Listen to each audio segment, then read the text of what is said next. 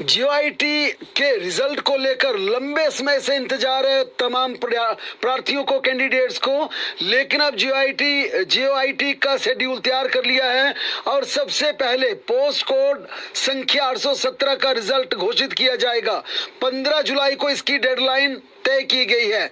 1867 में से 1855 पदों के लिए भर्ती की जाएगी, यानी कि जो राज्य चयन आयोग रिक्वेजिशन सरकार को भेजेगा, विभागों को भेजेगा, वो 1855 पदों के लिए भेजेगा, क्योंकि 12 पोस्टों की यहाँ पर मेरिट तैयार नहीं करेगा। इसके पीछे बड़ी वजह ये कि 7 पोस्ट का रिजल्ट होल्ड कर दिया गया है। जिन कैंडिडेट्स के खिलाफ केस बने हैं, 7 कैंडिडेट्स के खिलाफ जीओआईटी 817 में केस बने हैं, इसके अगेंस्ट 8 इसके चलते 7 पदों का रिजल्ट होल्ड कर लिया है। जब उनका फैसला होगा फिर उसकी मेरिट जारी की जाएगी।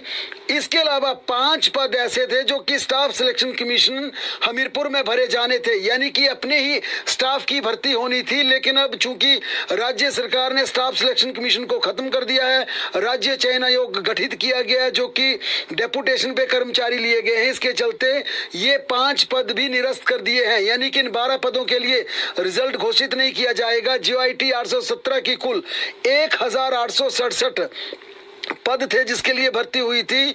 15 जुलाई तक इसका रिजल्ट घोषित कर दिया जाएगा। राज्य चयन आयोग के चेयरमैन आर.के. पुर्थी ने बताया कि 30 जून तक वेरिफिकेशन की प्रक्रिया चलेगी, 10 जुलाई तक मेरिट और सीनियरिटी तैयार की जाएगी और 15 जुलाई से पहले सरकार को इसकी रिक्वेजिशन भेज दी जाएगी। इसके बाद दूसरे पोस्ट कोड के रिजल्ट घोषित किए जाएंगे। हिमाचल प्रदेश के तमाम अभ्यर्थी, चाहे जेबीटी बैच वाइज हो या टीजीटी कमीशन हो, इसकी नियुक्ति को भी पूरी तरह से इंतजार कर रहे हैं, लेकिन बड़ी खबर यह है कि इसके भी अपॉइंटमेंट लेटर तैयार कर लिए गए हैं। सिरमौर, शिमला और चंबा 90% नए अध्यापकों को इन क्षेत्रों में नियुक्ति पत्र दिए जाने का मसौदा तैयार कर लिया गया है।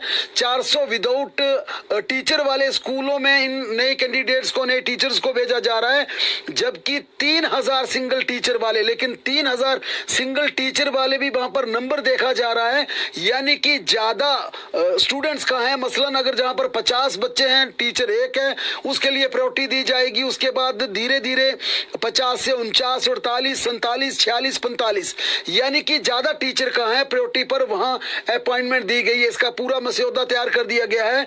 शिक्षा मंत्री रोहित ठाकुर ने कहा कि आज और कल 2 दिन हमारे जिस प्रकार से वित्त आयोग हिमाचल प्रदेश में आया है, उसके लिए तमाम मंत्रियों की ड्यूटी लगी है। उनका कहना है कि वित्त आयोग के वापस जाते ही हम इसकी प्रक्रिया को शुरू कर देंगे।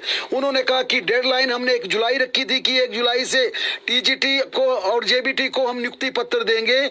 साथ में क्योंकि हमने चूंकि 3 विधानसभा क्षेत्रों में उपचुनाव हो रहा है, इसके चलते हमने चुनाव आयोग को भी लिखा है और 1-2 दिन में चुनाव आयोग से भी चिट्ठी आ जाएगी। इसके बाद हम नियुक्ति पत्र देना शुरू कर देंगे। रोहित ठाकुर ने साफ कहा कि हमने मुख्यमंत्री की सहमति से अब पूरे स्टेशन तय कर लिए हैं, किस कैंडिडेट्स को कहां स्टेशन देना है, चाहे वो मेल हो फीमेल हो। उन्होंने कहा कि एक बार अपॉइंटमेंट पत्र जारी होने के बाद किसी भी टीचर की एडजस्टमेंट नहीं होगी, कोई भी अपनी एडजस्टमेंट नहीं करवा पाएगा।